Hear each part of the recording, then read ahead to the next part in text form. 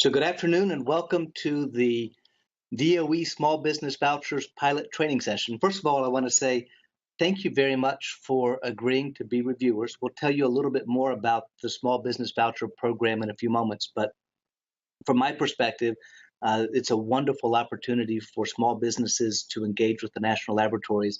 And the key to the success is choosing companies that are well positioned to take advantage of that resource. And we certainly appreciate your willingness to be a reviewer and help us make this program a success. My name is Mike Paulus. I'm coming to you from Oak Ridge National Laboratory. Oak Ridge is one of 5 laboratories that are partnering with the Department of Energy to put the Small Business Voucher program in place. And my colleague, Terry Payne, is here with me as well. Terry is coordinating the reviewer process. And together, we hope you find this to be a useful training session. One thing I do want to tell you, we are on about a 30-second delay. So if you type a comment and I don't respond for 30 seconds or a minute, that's because we are on a bit of a delay. There will be a question and answer session at the end of this program. In order to ask questions, again, because of that delay, what I would ask you to do is look to the right-hand side of your screen, and you should see a little bullet or button that looks like a cartoon character's voice coming out. So it says chat. So please hit the chat button that says event chat, and then you can type a message and we'll field those questions when we get to the Q&A session. There's also a moderator chat button. I ask that you not use that unless you need to tell the person that's coordinating the technology side of this that you're having a technical problem. So with that, purpose of this webinar is to first provide an introduction to the DOE Small Business Voucher Program, so you understand the program that you're helping us to select companies for. Then we'll give you some nuts and bolts instructions on how to use IdeaScale, which is the platform that collects the requests for assistance and also is the platform for providing scores and feedbacks. You'll find that actually at a web page that's called sbv.org or smallbusinessvoucher.org, but sbv.org takes you to a website that sits on top of IdeaScale. So when you hear us say IdeaScale or sbv.org, those are almost interchangeable. And then the last thing I have is a set of guidelines that we've developed with the Department of Energy for the kinds of comments and scores that we're looking for as you review these small business voucher requests for assistance. So let's begin. The purpose of the Small Business Voucher Program, first and foremost, is to make the national laboratories more accessible to small businesses. We've had feedback over the years that national labs can be tough for a small business, both because they can be expensive. Our full cost recovery looks like that of an expensive large company rather than what you can do with a small business. And secondly, we have the kind of bureaucracy that you would expect from a federal agency, and sometimes we're difficult to navigate. So this is a concerted effort to bridge the problem with funding by providing vouchers, which are essentially coupons that a company can take to a national lab to have work performed on their behalf, and also to simplify the process for accessing the laboratories. And it's not important for the review process, but I want you to know that we have put together what are intended to be streamlined, non-negotiable agreements and fast-track review and approval processes to make this a little faster, more nimble process for the small business.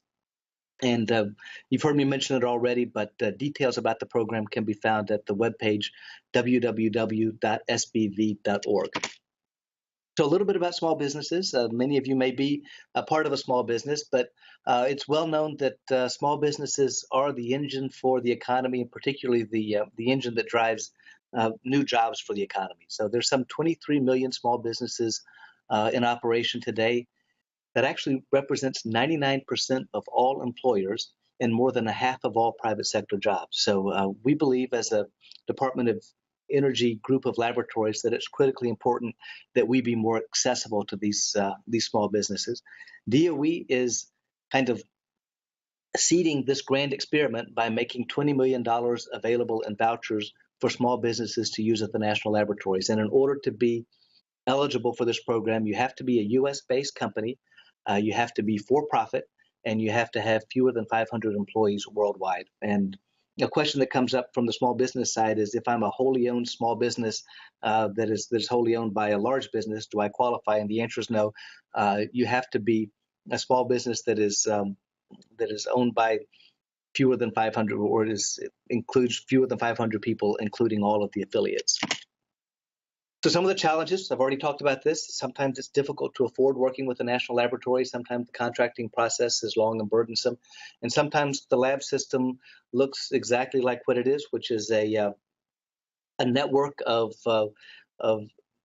federally created laboratories that are managed by a Department of Energy. And it's difficult to navigate. So we're trying to streamline that. Funding is available for about 100 vouchers.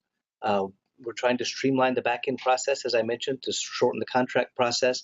And we're implementing what we're calling a concierge concept to help small businesses navigate the system. So there are people designated at each of the laboratories to field questions and help companies navigate the process.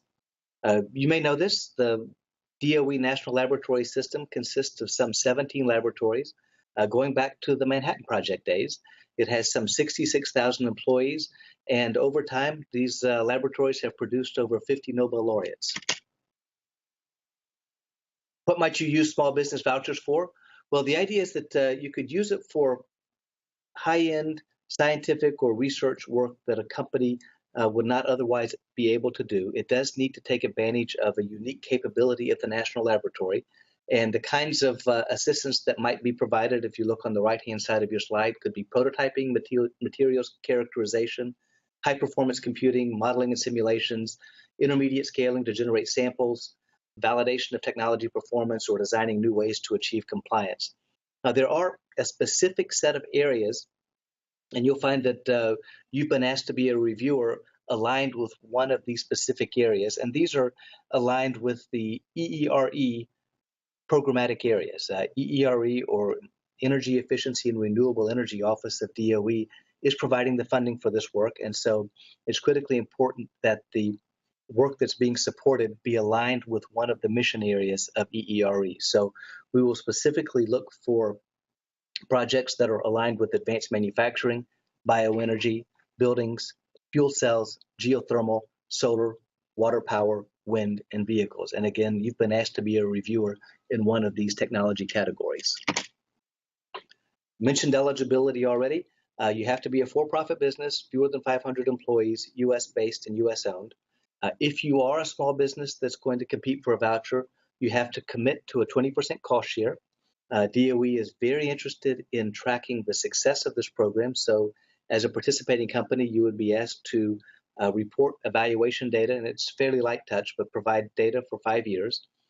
Certify that the assistance requested is not readily available in the private sector. Again, national laboratories are not set up to compete with private sector companies. You have to agree to one of two non-negotiable agreements, and you have to agree to produce products that embody intellectual property produced under these agreements in the United States. As you may know, the Small Business Voucher Program is a 3-round program. We are just now starting projects for round 1. The process ended in February, and almost all of the projects that were selected are now under contract and up and running. This is round 2. The request for or the opportunity to submit a request for assistance was announced in March, and the opportunity will close on April 10th, and soon after that you'll begin receiving requests for assistance that you can review, and the plan is to have one additional round that will open sometime in the May to June timeframe. Just for your understanding of the process, it's a 20-week cycle. The announcement went out on March 10th. On April 10th, the requests for assistance are due. They have until 11:59 Eastern Daylight Time. We then do our behind-the-scenes magic. That's you and my office doing the reviewing, working with DOE, and choosing the ones that are likely to be funded. And in mid to late June, DOE will take the results of our efforts and notify the semifinalists who are in the running to receive these vouchers. Then the semifinalists will work with the lab that has been assigned to them to put together a statement of work. The finalists will then be notified in the July timeframe, and we expect by early August to have these companies under contract and running. And then here is again another picture of that cycle that we'll go through. There'll be the external review. That's the process that you're going to be engaged with. We then will match laboratories with the companies that have been selected, write statements of work. The statements of work will be presented to DOE. DOE will select semifinalists. Then there'll be a full statement of work prepared, budget, and then DOE will do the final selection. I wanted to show this to you so that you understand what we're trying to accomplish with this round of review. So this is the very first review step in a multi-step process. And what we hope to accomplish with your review is a down select from all of the applications that are submitted to the top 25%. So as you go through your scoring, please keep in mind that you're not making those final decisions. You're helping to reduce to the top 25%. And I should mention, if we look at round one, we expect to see between 400 and 500 applications submitted. And so we're going to want to down select to the top notionally 100 or a little bit more. All right, so that's background on the program itself. The next thing I'd like to do is talk about how you will access IdeaScale in order to review these applications. So we'll talk about how you access the RFAs and then how you record your scores. So I hope you've had a chance already to go out and look at the svb.org webpage. If you haven't, simply type svbb.org in your browser, and it will take you to this page that you see. And in the upper right-hand corner, you'll see a button that says register. So you simply go up there and click register. When you do that, you'll get this simple registration page. You'll be asked to enter an email address, decide if you like the English language or not, and then they'll give you some math problem to demonstrate that you're not a robot. And after you've done that, hit register in the lower left-hand corner, and then you will almost immediately receive an email from the Small Business Vouchers pilot. And your job then will be to see the blue text that says, yes, this is my email. Click there, and it will take you back to this page to complete your registration. There you enter your full name, your password, and confirm your password. I would ask, if at all possible, for you to register with the email that you have been communicating with Terry Payne so that he can check to see that you're registered and have those email addresses aligned. See, I'm sorry. Let's see. So once you have hit save, you'll automatically come to this page. You hit save, and then it will take you to, I'm sorry, guys, I've gotten a little bit confused. He said, yes, this is my email. Then you complete the registration. And then sometime later, when the requests for assistance are ready for you to review, you will get an email that says you now have a group of RFAs that are ready for your review. So this doesn't happen immediately after you register, but it will happen sometime later. So when you receive that email, in the lower left-hand corner, you'll see a button that says click here to begin the assessment. So you click there. It will take you back to the svb.org webpage. And in the upper right-hand corner, you see that little envelope button. And actually, that's not the envelope button. That's a little check mark button. You click there, and that will take you to your assessments. And the screen that you go to will look something like this. It will have where I have test assessment. It will be the title of the assessment, and you simply hit start, and you'll be taken to a page that looks like this. And a couple of things to point out. Where it says in black test assessment, that's the title of the first assessment that you will do. It will have then the test RFA title and some brief description. And then on the right, you see 3 areas where you will enter scores, and you'll enter scores and comments. And then on the far right, you'll see a little button that is an orange button with an arrow to the right, and you'll click on that to go to your next assessment. So the first thing you do is click the title to access that particular RFA. So you're on your first assessment, you click the orange title, and it will take you to a page that downloads the request for assistance. And we'll talk about that in a moment, but I want to walk you through what you would expect to find in your request for assistance. So the first thing you will find provided by the company is the company's overview and mission. So the company describes its mission and vision. For you as a reviewer, this is, in my mind, meant to be their elevator speech describing why their company is new and exciting. They'll then describe the problem that they are facing. And it's important to understand that for these requests for assistance, we're not asking them to prepare statements of work because in many cases they won't specifically know the capabilities of the National Laboratory and they may not be well positioned to describe the work scope, the time and the budget and that sort of thing. So what we ask them to do is describe in detail the problem that they're facing, and then we'll ask them to describe in the next bullet the impact on that company if the problem is successfully solved. So the problem definition from the company's perspective will be a description of what the challenge is that they have and what happens if that challenge is overcome. And then you describe how it's impactful. And it's particularly important, and we'll want to keep an eye on this as we do the reviews, that the impact that they describe is aligned with the DOE mission area because, again, these funds are provided from specific DOE technology offices. The next thing you'll find in the request for assistance is a summary of the use of the project results. So the company will be asked to describe how they will use the results and, again, the impact it will have on the company. They'll then be asked to describe the members of their company that will be the technology team that will use the results of this request for assistance. And then they'll be requested to describe how they will provide their cost share.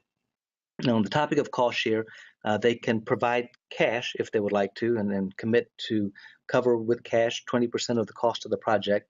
That's really unusual. The more likely path that they will take is a commitment to provide in-kind cost share so that they will do research in collaboration with the laboratory or do work, technical work, that makes use of the results of the research in collaboration with the lab. And then they will be making a commitment to put so many hours of effort and so many resources that have certain value into play to cover their required cost share. So I meant for that to be as an aside for you to know what to expect when you look at the RFA. Now I'm taking you back to the small business voucher page. And again, when you click the link that we looked at a couple of moments ago, it will take you to this request for assistance landing page, and you'll see a list of really demographic data, basic information about the company. That's the text that you'll find at the top of the page. And then at the bottom, you'll see attachments, and those should come in the form of a PDF. And if you click on the attachment, then that downloads the request for assistance and you can read it.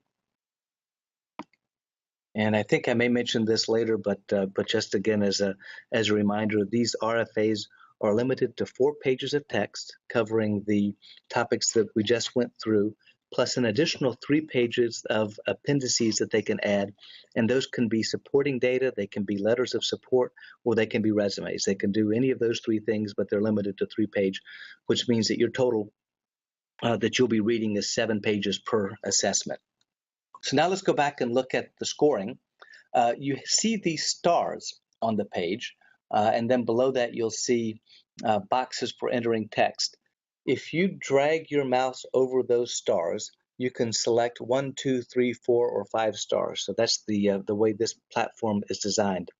Now, we have been asked to limit our scores to 3 discrete scores, and they basically are I don't particularly like it. It has severe flaws, and we're going to call that score a 1. Or I like it very much. It has significant strengths. We'll call that score a 5. Or I'm somewhere in the middle, and that'll be a 3. So you're going to hear this message over and over. We've been asked by DOE to limit our scores to 3 discrete values, and so we're implementing that on this platform by doing either a 1, a 3, or a 5. And please don't enter scores of 2 or 4. And then on the right, you'll see that you have a box where you can enter comments in response to each of these questions. And we do ask that, we'll talk a little bit more about what those comments should look like, but we do require that there be a comment for each of these areas. And your review then is these 3 topics, and we'll talk about what they are, a score of 1, 3, or 5, and then useful comments to the company to accompany each of those scores. And then once you have entered that information, in the upper right-hand corner, again, you see that orange arrow. You click on that, and it will take you to your next assessment, and then you repeat the process.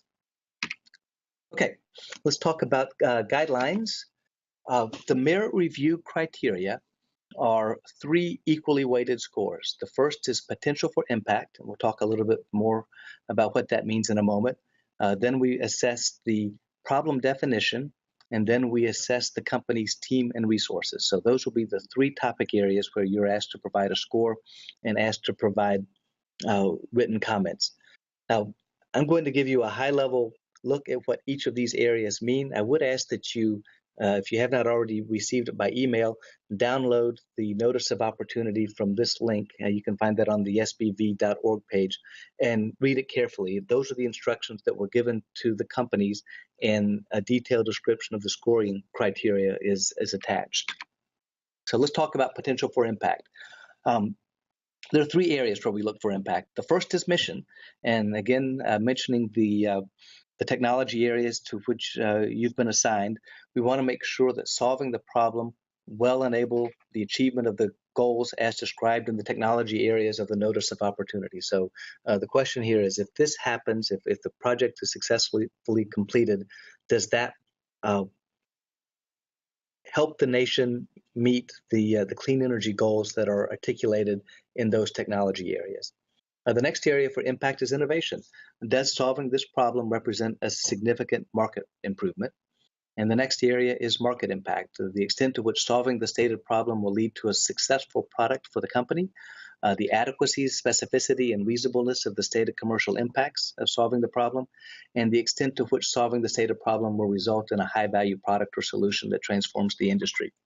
Now, one thing that when I provided webinars for the companies that are putting together these requests for assistance, that I have told them is there will be technical experts, you reviewing these proposals, and when you review them, you will apply a sensibility test. So when they describe the impact of the solution to their problem, embedded in your assessment of that should be, do I believe this technology has the potential to really have the impact that they describe?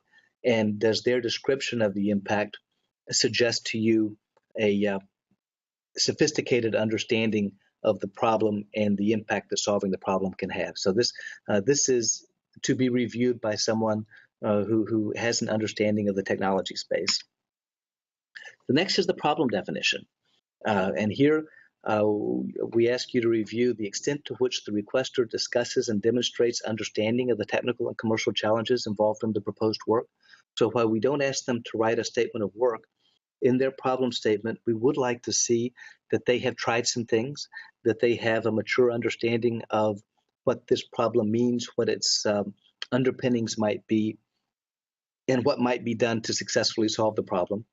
And then the second question is the quality and reasonableness of the issue that they've described. Have they stated a valid technical issue that could be solved within the scope and budget of this program? I should mention that these vouchers can be up to $300,000.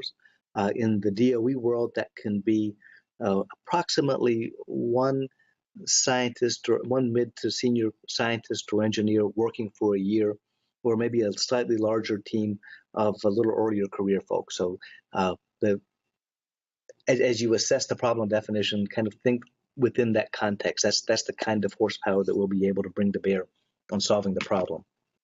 And then the third one is team and resources. The first aspect of that is, if this problem is successfully solved, do we believe that this team has the ability to take those technical results and turn them into products or services that will be impactful for the company and impactful in the marketplace? Secondly, the companies are asked to provide often an in-kind cost share. So we're assessing whether we believe that the team that has been assembled has the ability in a meaningful way to collaborate on this research. So those are the three topics. Again, potential for impact, problem definition, and team and resources. And again, these are equally weighted. You're asked to assign a score of 1, 3, or 5 to each one, and then provide comments in each area. And I've mentioned this already, but this is a reminder. They're limited to 4 pages of text. You as a reviewer are asked to only read the first 4 pages of the request for assistance. They have a maximum of 3 pages of supporting document, and you are asked to only read the first 3 pages.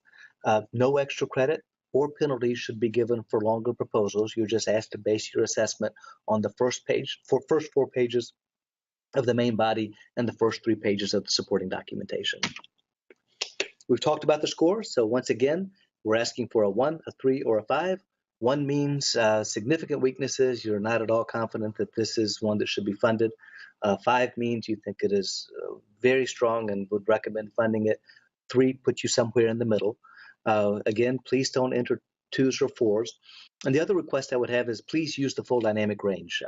It isn't useful if we have a whole bunch of 3s. So I would like to segment. And as you assign your scores, again, keep in mind that our goal is to identify the top 25% that we will move forward in the process. And let's see. Again, we've talked about this already. We have the 3 criteria, 1, 3, or 5 stars. Again, if it is a 1 star, if it has significant or multiple weaknesses, 3 stars if it has more strengths than weaknesses, 5 stars if it has few weaknesses and multiple strengths. And of course, please include comments to justify your ranking. A little bit more about the scoring. Think of yourself, these are small businesses. Often, if we look at the last round, at the stage of having a prototype on the bench top and are beginning to think about how they're going to go to market, both in terms of how they're going to create a product, of what their sales channels are going to be, what their marketing is going to be. So it's early days, and we're looking for high reward, high impact ideas and companies. So please note that risk is okay, but we are looking for a rational path forward that has the potential to have significant impact. And secondly, if in the course of reviewing these proposals you find that you know the CEO of the company or have some other conflict, just let us know as quickly as possible. Stop your review, and then we will assign that RFA to another reviewer, and very likely bring you one then from somewhere else. Next comment on scoring. Please limit the outside research that you do. Base your review on the request for assistance. We ask that you don't consult anyone else, including your colleagues. Recognize that this is highly sensitive information. We do ask the companies not to include information that they consider proprietary, but still this is their strategic information about their company, and we ask that you treat it as such, and ask that we say burn and delete or shred and delete all requests for assistance related documents. So we do ask that you not retain these once you've completed your review. We do ask that you spend quality time with each request for assistance, even if it looks like it will score low. The comments should demonstrate to the company that their RFA was carefully considered. We do ask that you provide at least one comment that is specific to that request for assistance. Actually, this feedback came to me from DOE. It had never occurred to me in reviewing proposals that somebody might have a list of handy comments that they could just cut and paste. So you may have come across that in the past, but we ask that you not do that, but instead provide insights that are in fact specific to that request for assistance. And recognize that these are companies that in many cases don't have experience writing proposals as folks from the national lab or the academic world do. So this is an opportunity for them to get feedback that will help them to be more competitive in future rounds. There will be a third round, and we have high hopes that this is a program that will be continued into the future. So even for the companies that are not selected, useful feedback that you provide will help them to put together a stronger request for assistance going forward. Now let's talk about comments. Your comments will go unfiltered directly to the requesters. So we ask that you have some care as you write the comments. We with the volume of requests for assistance that we anticipate and the size of our staff, we're not going to have the ability to in detail police the comments that are provided. So we do ask that you provide professional, thoughtful comments that are the kind that you would like to receive if you had submitted a request for assistance. You do want to make sure that the assessment or the score that you provide is aligned with the comments that you provide. And we ask that you provide a mix of strengths and weaknesses for every category for each RFA. As you know, a good request for assistance or proposal will have weaknesses that should be identified, even if it's a very strong proposal. So we ask that you don't say no weaknesses. So some tips for putting together comments. The first is try to avoid coaching. So rather than saying the request for assistance would be better if you did yada, say that the request for assistance had shortcomings in its description of something. So you want to speak in terms of objectively assessing rather than coaching. This is something that I've been guilty of in the past. They ask that we do not ask questions. So rather than saying, what do you mean by your statement on page 3, you would want to say that you were not adequately clear in your description of whatever that topic is. As you can imagine, ask that you avoid absolutes. So you don't want to say never, always, does not, but instead, again, describe an kind of an objective assessment. Avoid using unclear or I don't understand how. Instead, use words like does not adequately, inadequately, or insufficiently, etc. And so we have some lists of what would be seen as bad comments and then some maybe improvements on the same message. So you might say the RFA, a bad comment would be the RFA could be stronger by better illustrating the disruptive nature of the innovation and how it could be applied nationally. So this falls into the coaching category. So a better comment would be the requester does not adequately present the disruptive nature of the proposed innovation. What might be seen as an inappropriate comment, I think the company's team is horrible. Rather than using words like horrible, we ask that you say the company team's qualifications do not suggest sufficient experience and expertise, yada, yada, yada. So again, professional tone, the kind of message that you would like to receive, and the kind of message, frankly, that the Department of Energy would be proud for you to have passed on to somebody that requested assistance. A bad comment might be, I don't understand how the direct connection to EERE's programmatic goals. How does this lower cost? A better comment would be the requester provides insufficient justification for the project impact on achieving EERE cost reduction goals. Again, this next one is a bit vague. The problem statement is not clear. You might instead say the problem statement is not adequately discussed. Again, this is stupid might not be exactly what we're looking for. Instead, you would say the requester does not adequately discuss the potential for the proposed work to achieve significant market impact. So the real message is recognize that you are providing direct feedback to small businesses that do not have the experience that you may have in submitting either papers for publication or proposals for review. And so we want for this to be a positive experience for the companies and for the feedback that they receive to be something that they can build on to put in place a successful request for assistance in the future. So that's your training. Let's talk a little bit about next steps. Again, the first thing we need for you to do is register on sbv.org. We'll keep an eye out for you and check you off as you come in so that we know that you are on the platform. You should have received a conflict of interest form. Please be ready to submit that conflict of interest form as soon as you receive your RFAs. It's okay if you go ahead and send it now. It does ask for you to identify conflicts that you may have, and so you may find it useful to wait until you receive them and quickly thumb through the RFAs to make sure that there isn't a close connection with a company that you have dealings with. And we ask that you send by email your mailing address for payment-related paperwork so that we can get these honoraria to you.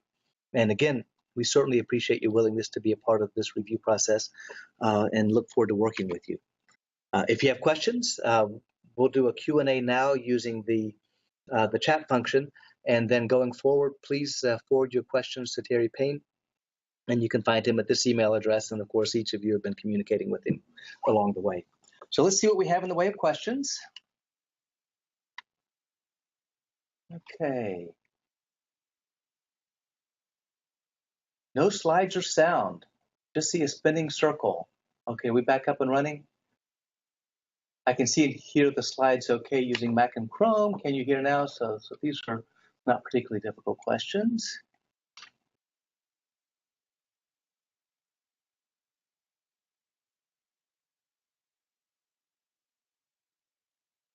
All right, where do we stand? Let me ask for a comment from the team. Were many of you able to hear the presentation?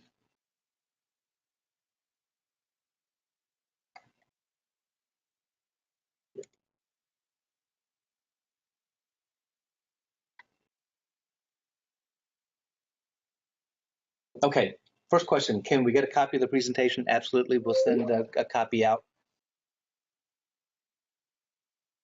Let's see. Next question. Once we review our packet of proposals, can we go back and revise our review before submitting as final? I believe you can. I'll be able to see what you review as you review, but if you want to go back and balance, I believe that's possible.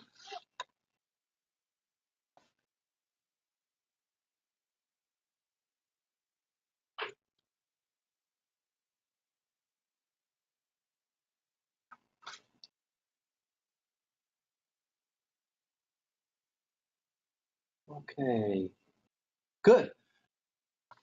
I don't see any additional questions. Are there any questions any further questions before we wrap up?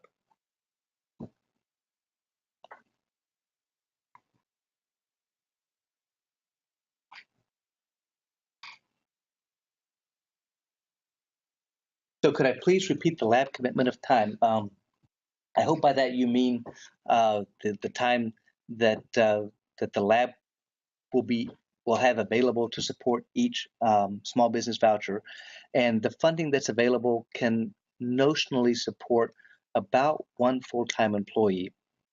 Maybe a bit more if they're early career. More likely, it would be several FTEs working for a shorter period of time.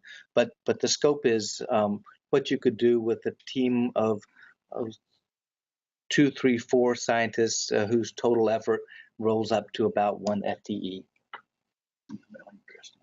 Send your mailing address to Terry Payne, please. Time frame for review. 13th, end of the day, the 14th, So we ask that you complete your review by the end of the day May 2nd. on May 2nd. So you should receive your RFAs to review by you say the 14th of April, and then you'll have until May 2nd to complete the review. Great question. Can companies ask for support for SBIR projects? This is actually a very important point. The cost share that the company provides for the project cannot come from federal sources and specifically cannot come from an SBIR grant. So there is some reluctance on the side of DOE to fund work that is aligned with an ongoing SBIR project. So we're actually advising the companies to take care to make sure there's some separation between any SBIR work that they're doing and any work that they would like to fund with this kind of an activity.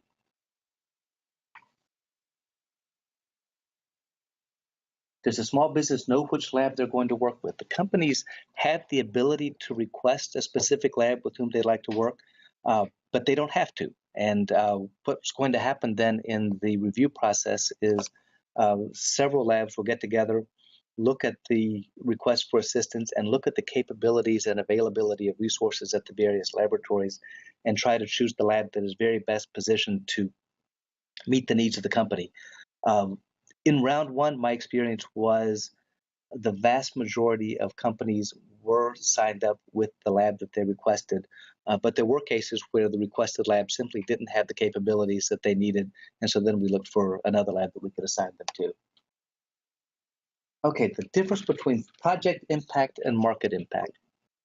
So in my mind, there is an aspect of how impactful technically is it to successfully solve the problem that's put in front of us, and then how impactful would successfully solving that problem be in the market. And so we're looking for projects that would both be technically significant and if successfully solved would help the company to be successful in the marketplace. If I have reviewed, I think the question is I bet the question is if I have reviewed an SBIR for the same company, do I have a conflict of interest? I don't think so, but we'll need to follow up on that. Okay, perfect. Good. I'll give you another moment or two to see if there are any other questions out there. Can a round one company apply for round two? Absolutely, and it's a clean slate. In all likelihood, it won't be the same panel of reviewers, and if a company resubmits in round one, round two, and round three, there's no penalty or benefit. It's just a new day with each one. That's the way it is. If they ask a voucher, if they ask the voucher for SBIR support, should we disqualify it?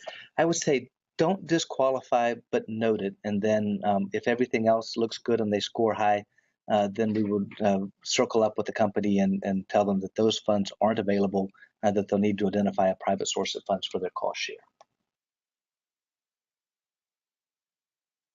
Okay. Good. Well, once again, thank you very much for your time this afternoon. Thank you very much for agreeing to be a reviewer for the Small Business Voucher Program. For us at the National Laboratories, this represents a really exciting opportunity to spend more time working with small businesses, and your effort to help us choose companies whose projects are really impactful is a big part of our success. So thank you for your effort. We look forward to working with you, and certainly if you have any questions, don't hesitate to reach out. Thanks again.